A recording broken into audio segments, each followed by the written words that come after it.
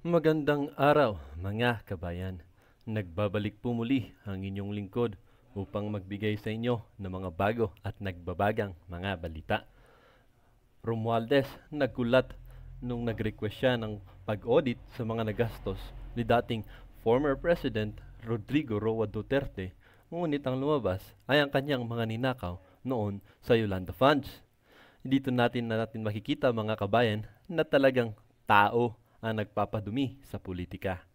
Just imagine having a budget for the people who were devastated by the Typhoon Yolanda, and suddenly people from the government will steal it. Talagang nakakasira ng damdamin na hanggang sa ngayon ay may mga tao pa rin ganito. Para sa buong detalye, panoorin ang buong video, at kung bago ka pa lamang sa aking channel, huwag kakalimutang mag-subscribe, pindutin ang notification bell at piliin ang all upang laging maging updated sa mga bago at nagbabagang mga balita. Ang issue ang ito ay naging usap-usapin din sa social media. Merong isang netizen na nagsabi, tayo na mga magulang ang magbigay ng CIF sa DepEd, SEC para maprotektahan ang ating mga estudyante. Ito lang ang paraan na makatulong tayo sa OVP at NTF, ELAC para mamonitor ang galaw ng CPP-NPA. Ilang milyong mga magulang na may estudyante, kahit peso-peso lang ang mabuo, malaking tulong na yan sa OVP para maprotektahan ang ating mga estudyante. Isang netizen, yung binitawan ni Vice President na budget, ibigay nyo na sa Makabayad Black at sa CPP-NPA, nakakampi nyo dyan sa Senado at Congress, at ang iba sa malalim na bulsa nyo, mabuhay ka, President Sara 2028. Sabi din ng isang netizen, hardworking son sa pangungurakot. Romualdez ang hanap namin, mamamayan, audit para sa malaman namin kung tama ba ang paggastos nyo. Romualdez, ipakita nyo ang kwenta kung saan nyo ginamit ang pira ng bayan. Gaya ng OVP, makikita sa kanyang website. Merong talagang puso para sa mga Pilipino. Kung yung kanyang sinabi ay talagang ginagawa niya para sa Pilipino, tatandaan natin, ito isang senyales. Pag may kasamang sakripisyo. Kaya nga sabi ko, walang unity kung hindi kayo magsasacrifice. Kaya nabilib ako dito sa ginawa ni BP Sara dahil ang binitawan niya dito, ang katumbas ng salitang ito, because this issue is divisive, and as the Vice President, I swore an oath to keep the country peaceful and strong. Yang statement na yan, bilyon po ang halagang binitawan niya. Bilyon po ang sinakripisyo niya dyan. Hindi ko pinagtatanggol si Sara, hindi ko sinasabing iboto niyo si Sara, malayo pa ang 2028. I, myself, hindi ko pa alam kung kanino ko.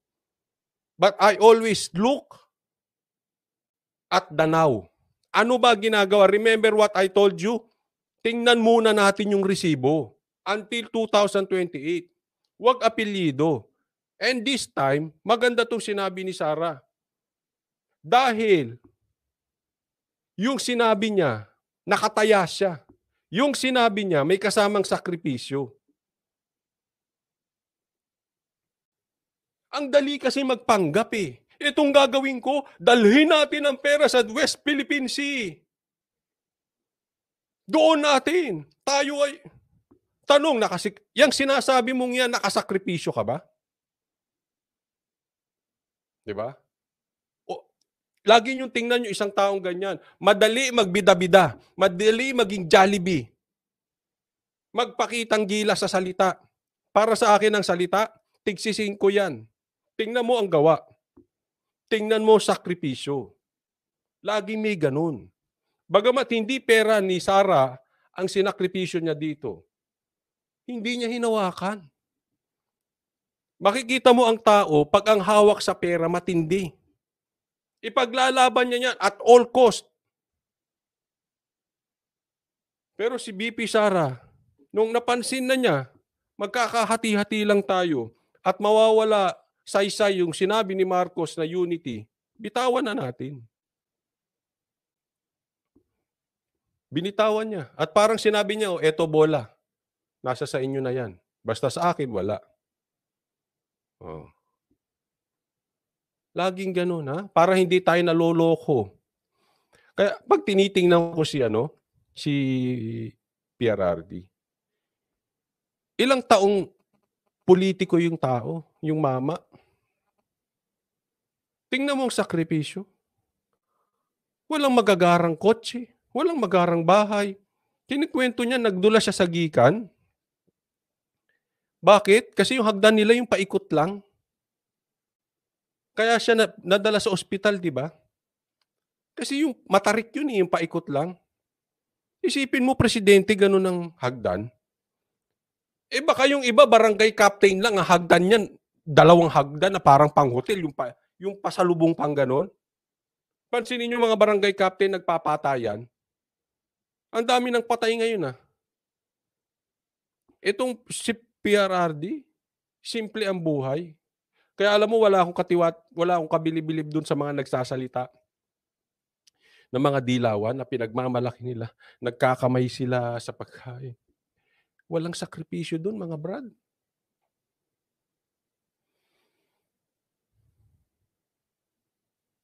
Wala. Isa po yan sa tingnan natin. Payo ko lang sa 2025 at higit sa lahat sa 2028 election. Tingnan nyo sa isang kandidato, bukod sa resibo, sakripisyo.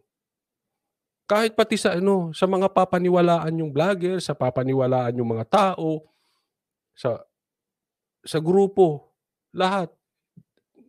Nang hindi tayo nalilinlang ng salita. Pati kayong mga kababaihan, kung may nanliligaw sa inyong lalaki, doon mo malalaman kung yan lalaki niyan, totoo yan. O kung gusto niyan, laging check-in. Pero wala namang sakripisyo. Pag ang lalaki nagsakripisyo na, ay mahal ka niyan. Pero kung gusto niyan puro CI, puro sogo, ay delikado ka diyan. Ngayon, may papakita naman ako sa inyo. Look at the contrast.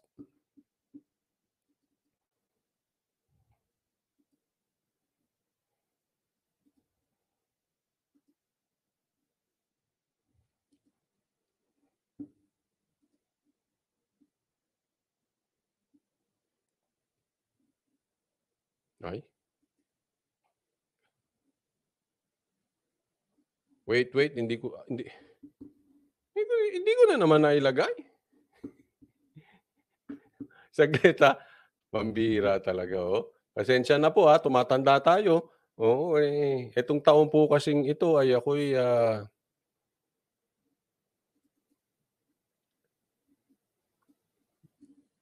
naging tasingkwen na. 50 na tayo, 50. Kaya siguro nakakalimutan ko na ito. Ito. Pakinggan ninyo. Ay, tingnan ninyo. Nababasa nyo ba? Okay. Ito naman, nilabas ng politiko. Ito ay, di ko alam kung verbatim ito, pero ito raw yung statement.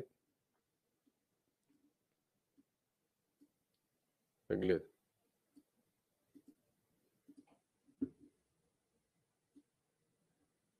Ito yung statement ni Tamba. Ayan, statement nilabas ng politiko.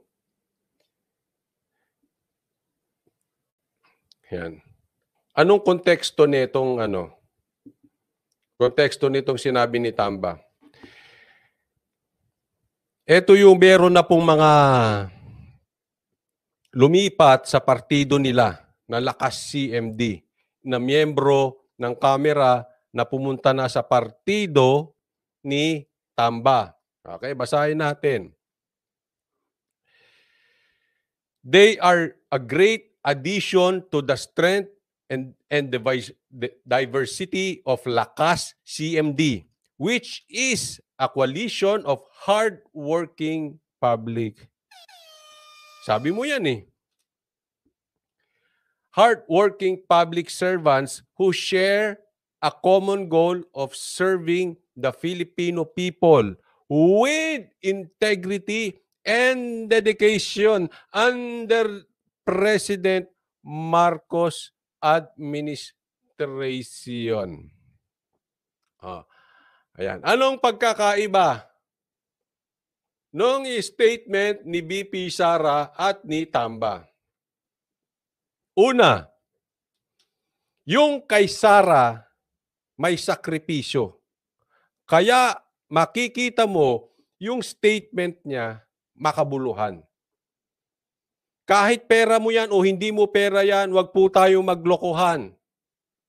Kahit tanungin natin ang sarili natin, billions ay billions.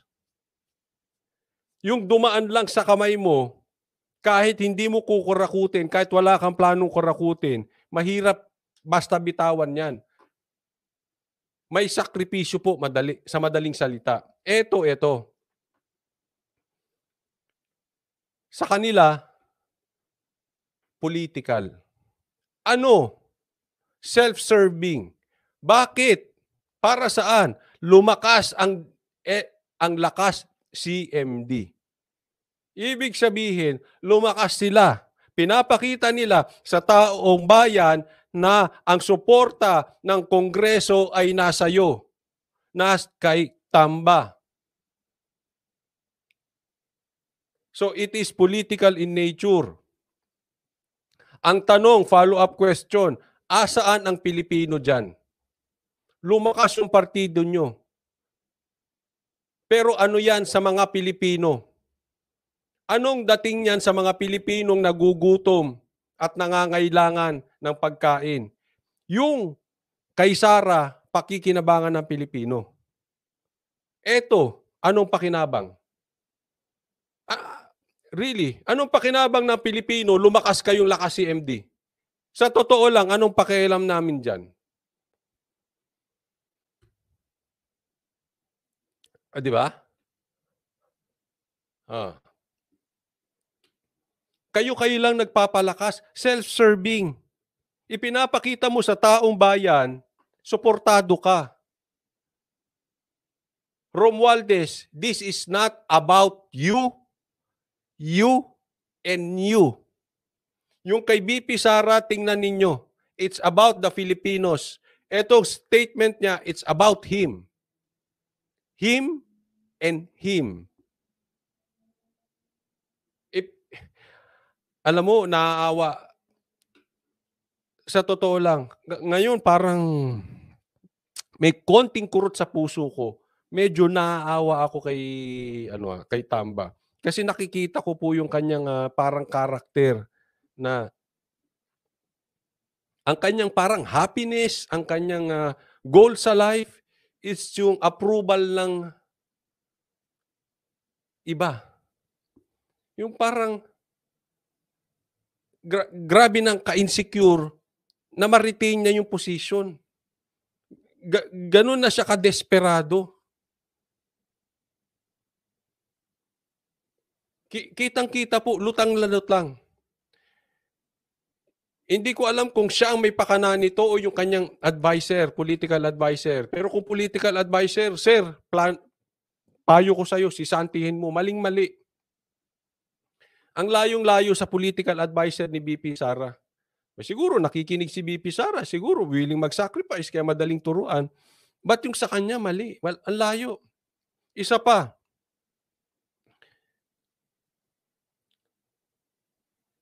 Tingnan nyo to. Hardworking public servants who share a common goal of serving the Filipino people with integrity and dedication under President Marcos administration. Anong mapapansin ninyo? Pilit na palit. Pilit na pilit isingit yung pangalan ni Marcos. Talagang, alam mo na, naaawa ako sa kanya. Dito lumulutang yung yung pagka-insecure nga, yung walang tiwala sa sarili. Kailangan niya itong mga ito, kailangan niya ng approval, kailangan niyang maidikit sa pangalan ng Marcos. Parang si Rojas. Ganun nga, ganun. Alam nyo, meron akong nakita, meron akong vlogger na, hindi ko na lang babanggitin kung sino ha. Pero sa industriya ng mga vloggers, kilala nila ito. Ingat din kayo sa ganitong klaseng tao. yung mahilig mag-name drop. Anong ibig sabihin pag ang tao mahilig mag-name drop?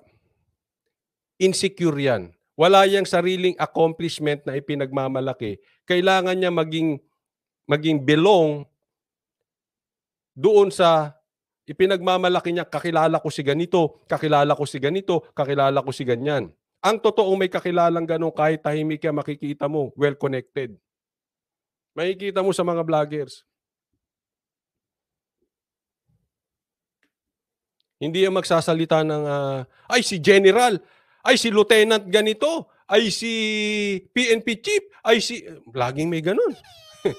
Ha?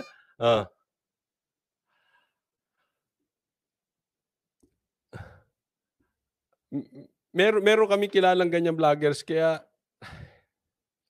meron na kaming kilalang vlogger na alam sa mga common friends na mga vloggers na itong taon to, ganyan. Si name drop. Kung tawagin namin si name drop. At nakakatakot yung ganon. Try nyo pong iwiwas sa taong ganon. Pag ang taong si name drop, may pagka-insecure yan. At pag ang tao insecure, hindi mo siya pwedeng malamangan. Kasi by the time lumamang, halimbawa ka, gumanda yung vlog mo, nag-improve ka, o kahit sa eskwelahan, sa negosyo, pag nalamangan mo yan, bibirahin ka na yan. Ganyan po ang ugali ng insecure. Pupurihin ka niyan, kakaibiganin ka niyan, tutulungan ka pa niyan, sa totoo lang. Hanggang nasa ilalim ka. Pero pag nauna ka na, kakanain ka na niyan. Yan ang katangian ng mga insecure, mga insekta.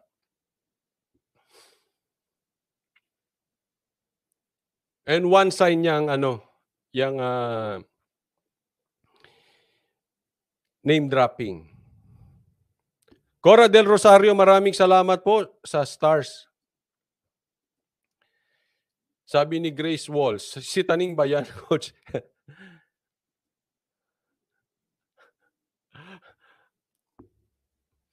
Tingnan mo si hindi si Taning yung binabanggit ko rito. Pero kita mo yan si Taning, di ba? Mahilig din mag-name drop. Pero hindi siya yun, hindi ito siya binabanggit. Hindi ko naman siya kasi kilala personally. Ito kilala namin personally. Kinala nung sa grupo namin mga vloggers. Pero yan, mahilig yan di ba? Taning and the likes, mahilig yan. Mahilig mag-name drop. So ito, pinapakita nila, may lumipat sa kanila. And asahan po ninyo na sa darating na linggo at sa darating na araw, magsisimula na po ang hatian. Yung lipatan, mangyayari na po yan. Magkakalipat-lipatan na po yan. Lalo na sinimula na to ni Romualdez. Kaya nga, alam nyo po,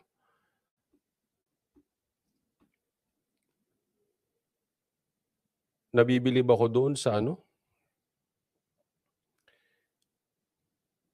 mga nanindigan pa ngayon kay Duterte, kay PRRD at kay Sara, mga babae. Mga babae pa yung mga naninindigan sa kanya.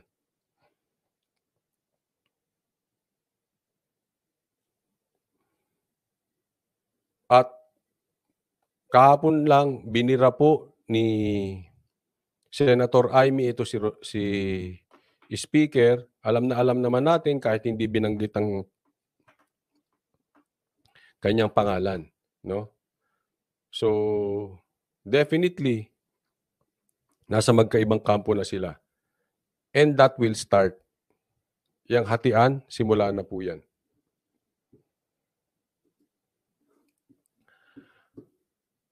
Okay? Diretso po tayo.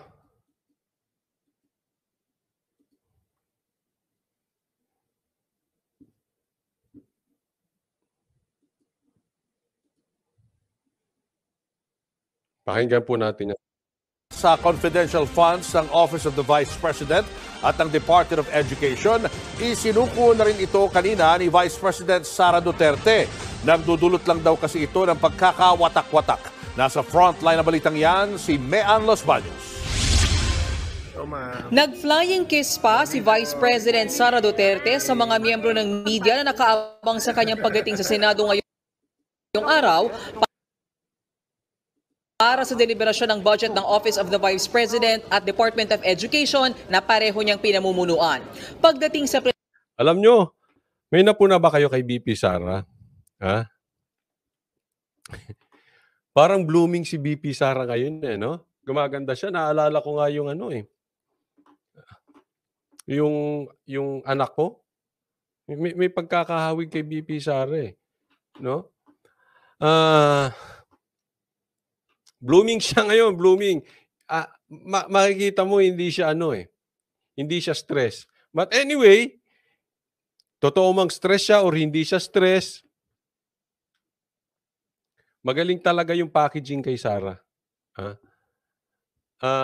Hindi siya hindi siya atake ng atake, umatake siya isang salita lang, tambaluslos, no? Pinipili niya yung lugar. Magaling, maganda yung pagkakaano niya. Hindi na ipinaglaban pa ng pangalawang Pangulo ang confidential funds para sa OVP. Nagtanong kasi si Senator Coco Pimentel kung aapila pa ba si VP Sara na mabalik ang 500 million pesos na confidential funds. Sinagot yan ng bise sa pamamagitan ng isang statement na binasa ni Senate Finance Committee Chairman Sonny Angara. They will no longer pursue the CIF or CF. And the reason why is because it is seen to be divisive, and as the Vice President, she swore an oath to keep the country peaceful and strong. I commend her, Mr. President, for now categorically stating to this House that it's not a deferral to our wisdom. She does not want it anymore. That settles everything. Matatanda ang noong nakarang buwan lang. Iba siya ngayon, no? Dapat sumali ka kay kay Kitty sa TikTok. Sinabi ni VP Sara na ang sino mang kumokontra sa confidential funds ay kumokontra sa kapayapaan at kung sino ang kumokontra sa kapayapaan ay kalaban ng bayan. Ako naniniwala ako diyan. I still believe that, no? Bagamat sinuko na ni VP Sara,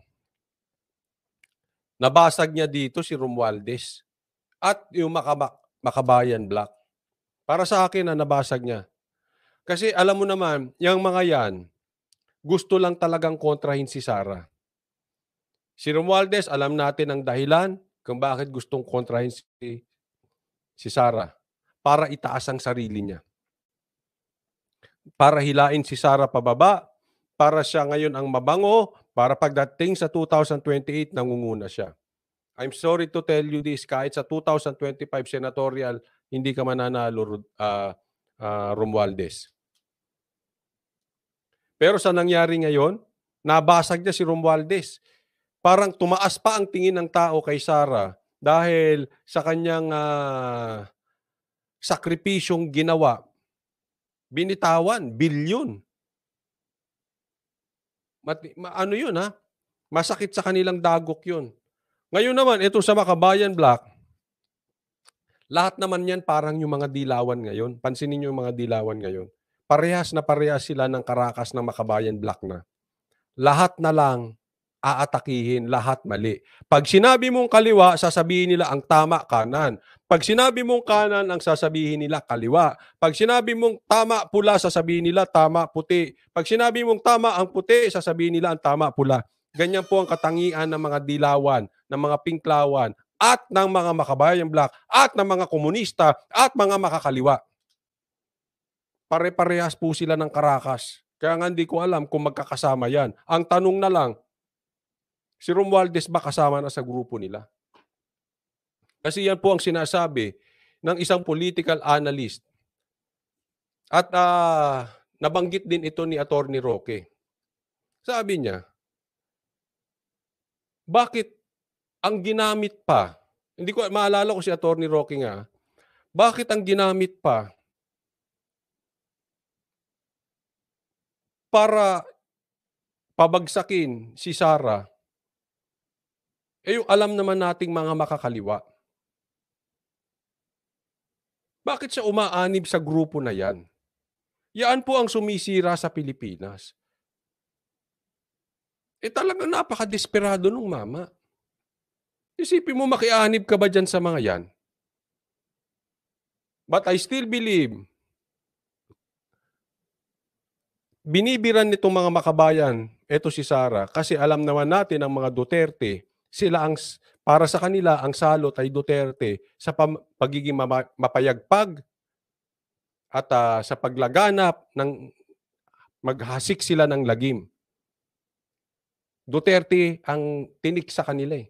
Tinik sa lalamunan nila. Iyan ang direktang lumalaban. Kaya nga ako, bagamat ayaw ko ng confidential funds, inahul. Pero sa mga Duterte, ako ay approve dyan.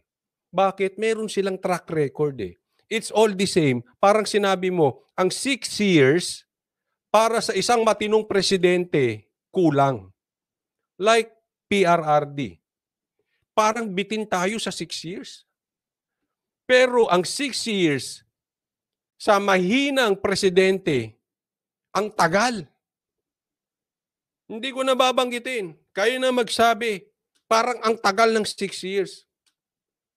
Same thing sa confidential funds. Pag ito mapapunta, halimbawa na lang sa kamay ni Tamba.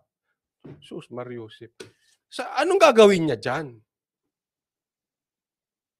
Pambibili ng kaalyado?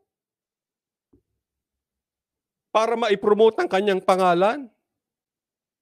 Which the bottom line is pang sarili.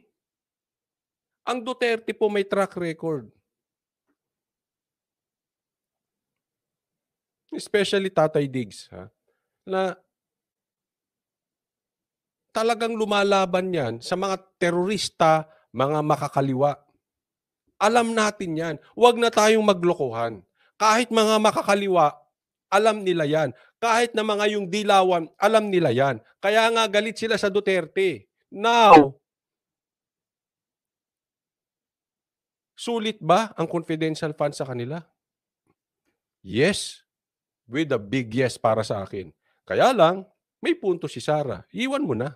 Tama. Kasi magkakahati-hati lang eh. May panahon naman. Kung yan ay talagang para sa'yo at ibabalik mo naman sa mga Pilipino, ako naniniwala ako, in other ways, someday, somehow, magagawa mo rin yan eh. Ibibigay din naman ng Diyos yan kung ikakabuti ng Pilipino. Kaya alam ng dilawan. Kaya nga, anong common nila? Bakit galit sila kay Duterte? Kasi alam mo, sa mga nakikita kong galawan ngayon, very common yan sa Makabayan Black, sa mga dilawan, at sa mga makakaliwa. Galit sila sa Duterte. Common eh, di ba? At parehas sila. Kahit anong gawin ng isang administrasyon, kontra sila. Kontra at kontra-kontra. Halimbawa, galit sila nung merong confidential fund si Sara. Ngayong sinoli, alam nyo ba, meron pa rin silang pangit na nasasabi kay Sara. Plastic lang yan, pakitang tao lang yan. Kasi hindi na niya makukuha, magmumukha lang siyang tanga, marami na siyang kalaban. So, kaysa magmukha siyang tanga, magpakahiro na lang siya, kaya bitawan niya. Yan pong kumakalat. Ganun po katindi mga utak niya mga yan. Wala kang gagawing mabuti dyan.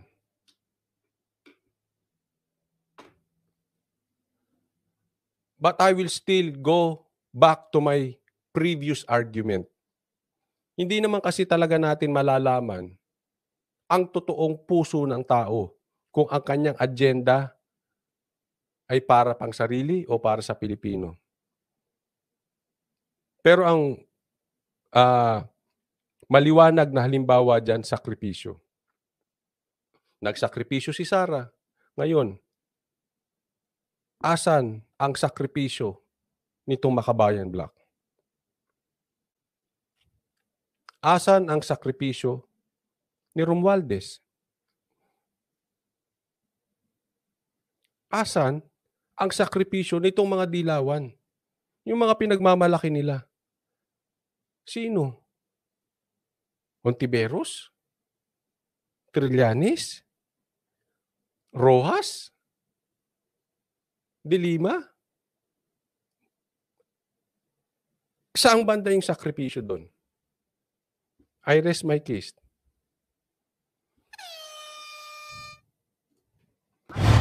Bago pa ang mismong deliberasyon ng Senado sa budget ng OVP, matatandaang sa Kamara pa lang ay tinanggal na ang halagang 500 million pesos na confidential funds ng naturang ahensya. Kung tutusin, pwede pa namang ibalik yan sa Bicameral Conference Committee. Pero hindi na raw yan mangyayari dahil sinabi raw mismo ni VP Duterte kay Senate President Zubiri na ayaw na niyang ipabalik ang naturang pondo. Bago yan, inusisa ni Senator Risa Ontiveros kung paano ba ginastos ng OVP sa loob ng 11 araw ang Ito naman, kung makapagsalita ito si Ontiveros, itong mga dilawan, ba't hindi nyo silipin? Sinisilip, kayo ba mga dilawan, sinisilip nyo yung kalaki-laki niyang billboard? Ang tanong, asan ang sakripisyo doon? Di ba?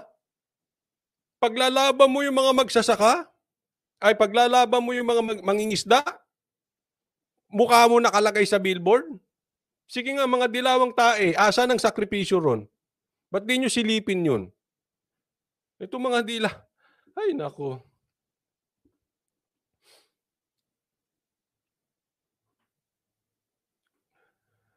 Maganda tong tanong ni Grace Walsa. Sabi niya, Coach Oli, ang tahimik ni BBM, saan po ba siya? Yung binanggit ko sa inyo kanina na nagsalita si Amy Marcos, si Senator Amy, patungkol sa kanyang pinsan. Sana maliwanagan kayo doon. At may nabasa ako na pati nga si Sandro ay naglabas ng statement na ang suporta niya na kay PRRD pa rin. No? Huwag muna natin tingnan yon. Ito lang sa akin. Kung tatanungin mo ko kung si Marcos ay magsasalita, I think hindi siya magsasalita. Yan ang kanyang strategy from the start since campaign period pa lang. Yan ang style niya, baka yan ang itinuturo sa kanya ng kanyang political advisor, I don't know. But sooner or later, mapipilitang magsalita si Marcos. Kasi nagbitaw na ng matinding salita si ate, si super ate. At definitely, yung salita ni ate is totally opposite sa paninindigan ni Romualdez, yung kanyang pinsan. At maiiwasan niya lang to up to a certain time. Pwede niyang i-ignore. Pero mahahalata na ng taong bayan. Ultimo si Romualdez, mahahalata na niya kung siya ba ay nakapanig doon sa statement ng ate niya or sa statement ni Romualdez. Kasi hindi pwedeng parehas. Kasi magkaiba. Pag sinamahan mo na si Romualdez, definitely you're attacking Sara.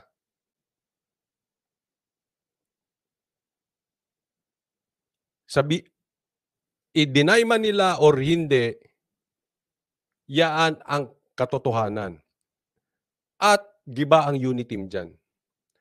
Pag pumanig naman siya kay Sara, you're attacking Romualdez. I-admit man nila or hindi, yan ang totoo niyan. Ngayon, kailangan niya magdesisyon. Antayin natin. Baka after 6 years. Hindi niya maiiwasan yan. Darating at darating yung time na yan. Mahirap kasi pamilya niya ang nandiyan eh. Pero ganyan talaga. Again, babalik tayo sa sakripisyo. Ganyan talaga kung especially ikaw ay leader, lalo na ikaw pa ang pinakamataas na leader ng bansang Pilipinas. You have to make decisions, hard decisions na may kasamang sakripisyo. May masasaktan dyan. Kahit saan siya pumanig. Kaya lang, sa aking talagang opinion, kasalanan to ng pinsan mo. Masyado siyang nagmadali sa kanyang pangarap. Ginamit pa ang Makabayan Black.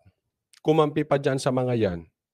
Hindi niya inisip yung isinigaw-sigaw ninyo nung campaign period. Sa isang banda, ginawa kanyang sinungaling. Hindi po kami ang naggawa sa yung sinungaling, siya, yung pinsan nyo po. Dahil ang sinisigaw nyo dyan, pagkakaisa. Unity. Pero, nilathala ng pinsan mo na walang unity. Or wala ng unity dahil saan? Dahil sa pangarap niya at dahil siya ay balat sibuyas. Nasaktan siya doon sa sinabi ni Sara na tambaluslos siya.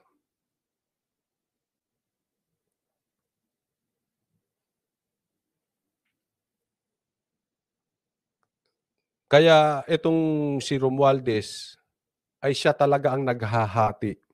Kaya hindi ko gusto eh. Again, hindi ko gusto ang mga senyales. May mga red flags para sa akin si Romualdez. Ang naghahati-hati, ang ginigiba ang isang grupo, hindi magandang senyales. Hindi magandang personality. 125 million pesos na inilipat mula sa Office of the President papuntang OVP para maging Confi funds noong December 2022. Paliwanag ni Senator Angara, ginamit ang naturang pondo para siguruhing ligtas ang pagpapatupad ng mga proyekto ng OVP, lalo sa mga lugar na matindi ang insurgency.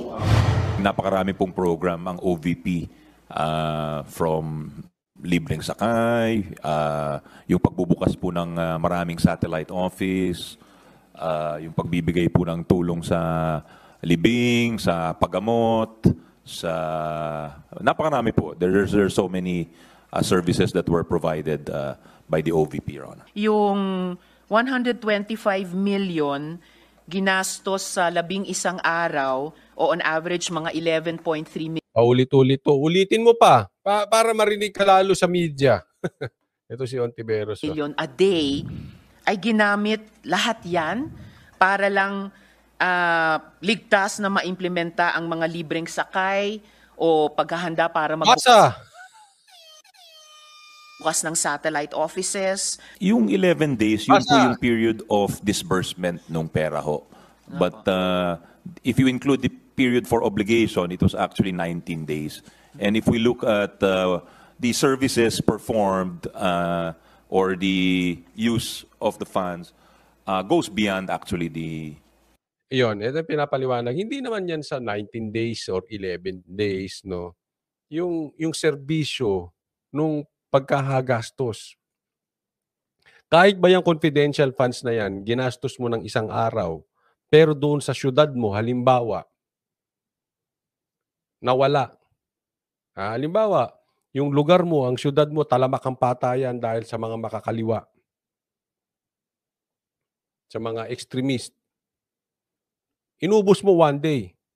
But after one day, significantly, naubos naman itong mga teroristang ito. Effective ba? O kailangan gastusin niya ng isang taon yun? Yan po yung ibig sabihin, result-based. Hindi po yan, parang sa tao po yan. Merong binabayaran tayong arawan, di ba? Pero meron tayong binabayaran na Hindi, minsan gagawin nila 1 oras lang pero napakamahal. Pero ang dating nun, resulta. Bigyan ko po kayo halimbawa. Kayo, magkano kada session nyo dyan? Magkano natatanggap nyo? Magkano natatanggap na senador? Di ba? Magkano ang natatanggap ng isang abogado kada hearing? Ng isang architect kada isang drawing ng bahay? Hindi po ilang araw ang usapin dito. Ang tanong, epektibo ba? Yun. Kaya ito si Ontiveros, paulit-ulit yan. Pasok mga dilawan. Ang lalakas nyo magsalita. Tanong, eto bata nyo? Eto yung puon ninyo? Eto yung ginodiyos nyo, si Ontiveros? Really? So yung salita nyo na nagmamagaling kayo, backup, sino? Si Ontiveros? Ha? Wow. 11 or whether there's 11 days or 19 days. Gate naman ni Ontiveros, hindi na kailangan ng Confi funds para sa mga nabanggit na proyekto. Sapat na raw ang regular na pondo ng OVP. Katwiran ng opisina ni VP Sara dahil Disyembre noong nakaraang taon ibinigay ang pondo, kailangan nilang magastos ito agad dahil patapos na ang taon. Yun naman paulit-ulit na sinabi na nila yan Ang dahilan, binigay yung pera patapos na taon at kailangan magastos na yan, magamit na yan. Kung hindi, sila naman ang lagot. Sinabi na yan. Gagawin pagka may ganito, uulitin na naman ni Ontiveros. Sinabi na yan dati. Pauli-uli. Ulitin mo ulit, ha? Sa huli, lumusot din sa plenaryo ang budget ng OVP na nagkakahalaga ng 1.874 billion pesos. Sa isa pang budget deliberation ng Senado para naman sa pondo ng DepEd, binawi na rin ni VP Sara na tumatayong Education Secretary ang hinihingi nilang 150 million pesos na confidential funds. Si Senator Pia Cayetano naman ang nagbasa ng statement ni VP Sara. We are all parents who want to protect our children. Ang seguridad ng mga bata ay seguridad ng kinabukasan ng ating bayan. Nonetheless, DepEd will no longer pursue. We are the world. We are the children. Pero ang tingnan nyo dito, ha? Ito masakit. Bagamat napakita ni VP Sara na hindi siya swapang at napakita niya dito sa mga makabayan at kila Romualdez, nabasag niya dahil nabasag niya ang trip nila na talagang idiin si Sara. Ngayon siya pa ang lumalabas na lumutang dahil sa pinagagawa nila. Masakit para sa kanila yan. Pero sa isang banda, mamamayagpag.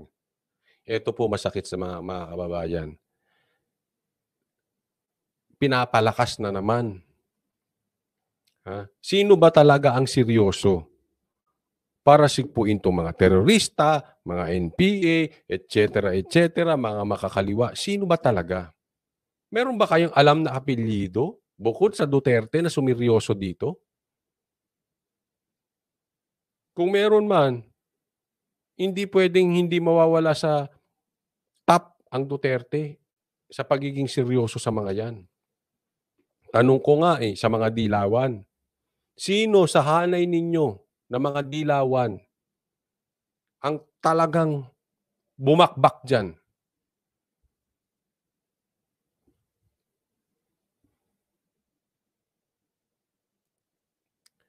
Diba? Kaya lang mamamayagpag. Kaya nga, kung ako siguro si Sara, sige, tinutulungan ko Pilipino para masugpo itong mga NPA na ito. Ayaw nyo? Sige, ayan ang pera. Tumaas ang krimen sa atin. Tigas ng ulo nyo Pwede, iniisip niya sa sarili niya yan. Hindi ko sinasabing yan, ha? Pero kung ako gano'n, siguro, tinutulungan ko na kayo, pinasamahan ninyo pa ako. Bahala kayo, sa inyo na yan. Saksak nyo sa baga nyo yung pera na yan. Tingnan ko kung hindi tumaas ang krimen. Wala na nga nagtatrabaho para kalabanin yung mga yan Ay, kita mo na nga lang Kaya nga ako mataas din ang tingin ko ngayon sa SMNI. Bakit? Sino ba talaga sa mainstream media, meron ba talagang kumakalaban dyan sa mga yan? SMNI na lang ata Ang gagaling natin magmagaling. Diyan sa West Philippine Sea. Yung nandito sa loob. Binansagan terorista si Tebe, samantalang yung mga NPA, hindi nyo mabansagan? Hindi nyo madakip? Hindi nyo gawa ng paraan? Anong pagka-double standard yun? Pursue confidential funds. Pero hiniling ng bise na ilipat na lang ang pondo sa National Learning Recovery Program ng DepEd. Lumabas din sa Wag na. Sara, wag ka na magsalita ng ganyan. Sabi mo, ilipat nyo na yan kay Tamba. Hindi, mabait si Sara eh. Ako, ganun hirit ko. Hindi, wag na. Ilipat nyo na yan kay Tamba. Kanya na lahat. Gusto mo, ikaw na Vice President eh. O gusto mo, ikaw na rin vlogger. Tamba, ikaw na lahat. June Hensley, maraming salamat po. May nakaalala. Thank you sa pag-sponsor ng live na ito at sa kusang loob. June Hensley.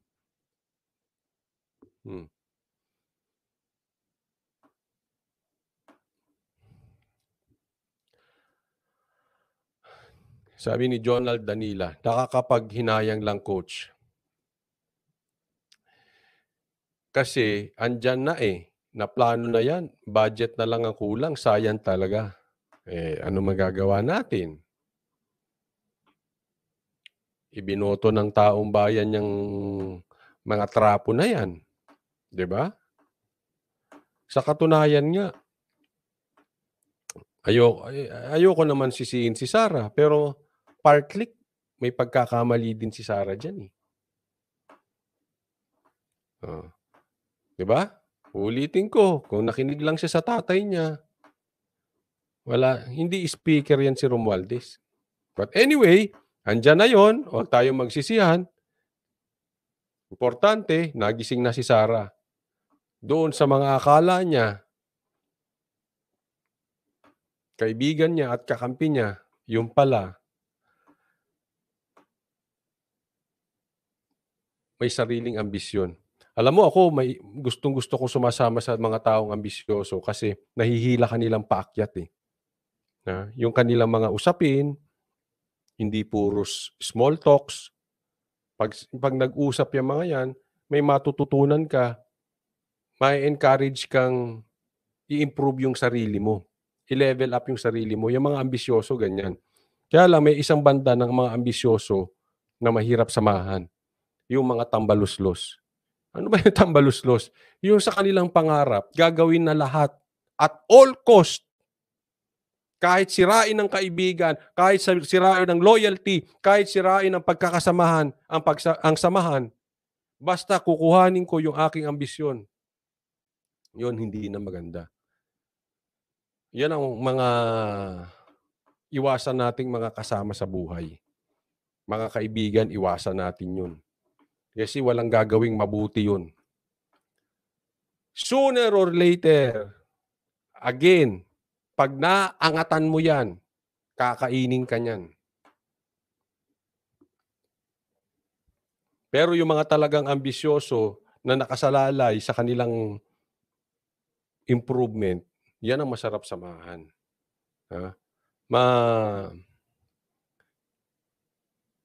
Ma-encourage at saka hindi mo sila nakikitang nagsasayang ng oras sa mga small talks, chismisan, ganun. Parang always busy. Yung pag-level up ang nasa isip. Jocelyn Fabros, maraming salamat po sa kusang loob at sa pag-sponsor ng live na to. Thank you, Jocelyn Fabros.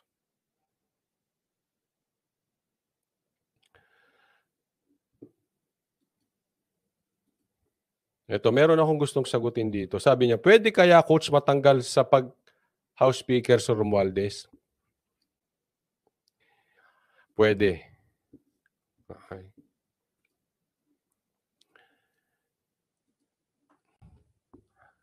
Isang pitik lang ni Marcos yan. Tanggal yan. Kasi yung pagiging House Speaker niya, may kamay po dyan si Marcos.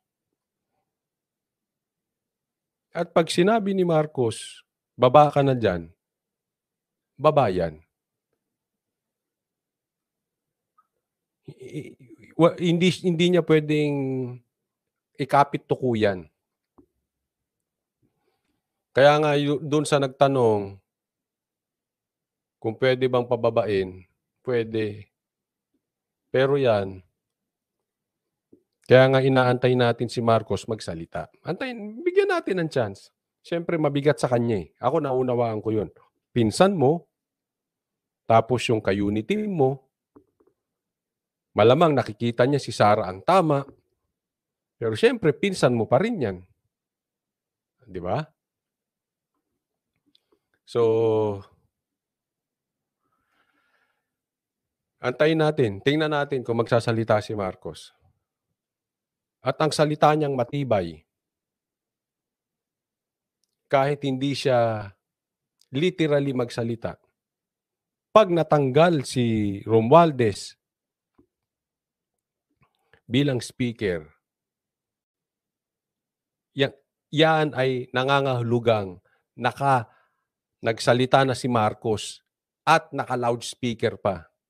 It's very loud and clear. Kumampi siya kay Sara. Again, balikan natin yung sakripisyo ha.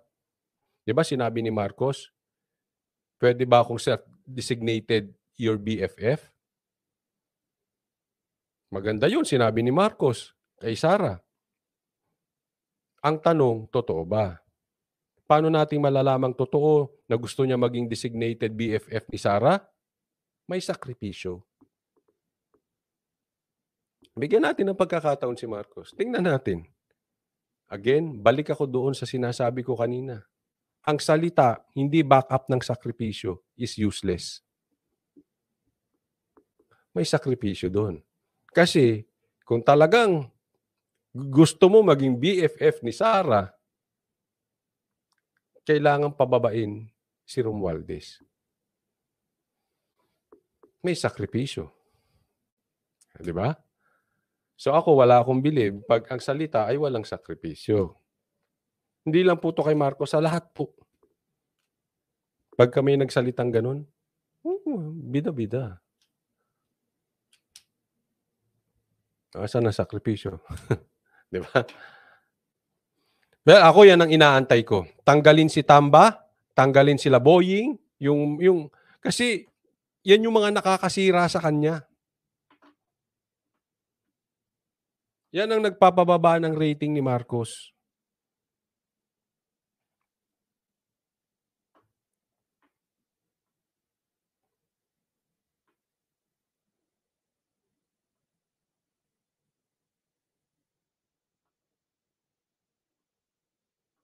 Sabi naman ni Nas Alfante,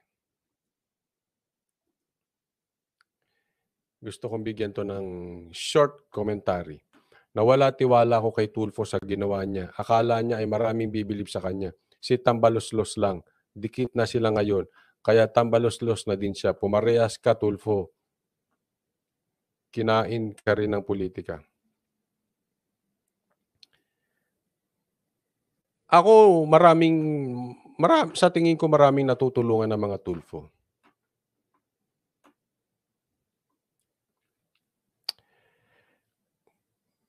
Pero pag umabot sila sa pakikipag-alyansa sa mga Tamba,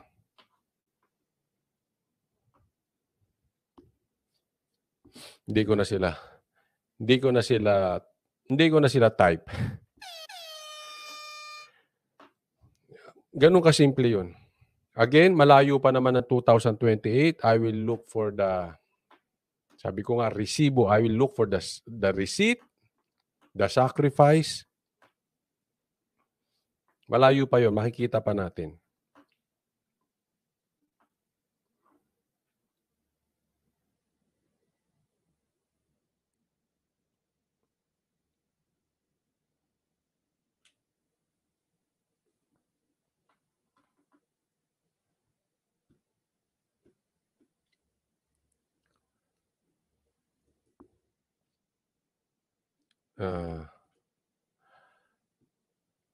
Paalala. Ayan, basa pa tayo.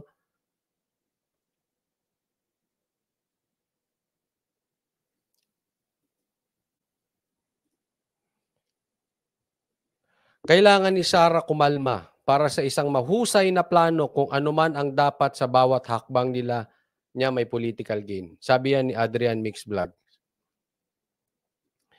Alam mo, ito ang tingin ko, ha? Si Sara, si Gloria, ay hindi bobo. Yan po ay matatagal na sa politika. Malakas po ang kanilang kapit. Hindi lang dahil meron silang disposable confidential funds gaya ni Romualdez. Pero talagang malakas po yan. Hindi po yan tatrabaho ng madumi. Antayin po. Ako, naniniwala ako doon. Sa lahat po ng bagay, ang pinaka-importante sa mga ganyan na sitwasyon at usapin, timing. Ta-timing lang yan si Gloria. Kaya nga pansin nyo, napaparanoia na di umano ito si Tambaloslos dahil alam niya ang talagang lakas ni Gloria. Samahan mo pa ng lakas ni Sara na mas malaki pa ang boto kaysa kay Marcos. Tapos Duterte pa. Alam niya ang lakas ni PRRD. Kaya nga napapraning eh. At hindi mga bobo yung mga yan.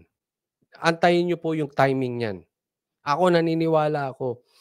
Well, hindi po yan sinabi naman ni Gloria, ha? Kasi baka sabihin nyo, hindi. Sinungaling ka, coach. Hindi sinabi ni Gloria yan. Pero ako sa tingin ko, babawi yan. Ako, hindi pwedeng. Sa napanood yung video, mga kabayan, ano naman po ang inyong mga opinion? Ang ating comment section ay bukas para sa inyong mga komento at reaksyon. Huwag kakalimutan, do not let your thoughts left unspoken. As citizen of this country, your opinions matter. Huwag pong mahiyang magbigay ng inyong saloobin, mga kabayan. At syempre, huwag nyo din pong kakalimutang i-share ang video ito upang ang inyong mga kasama ay maging aware din sa kung anong nangyayari sa ating bansa. Huwag din kakalimutan mag-iwan ng like. Hanggang sa muli!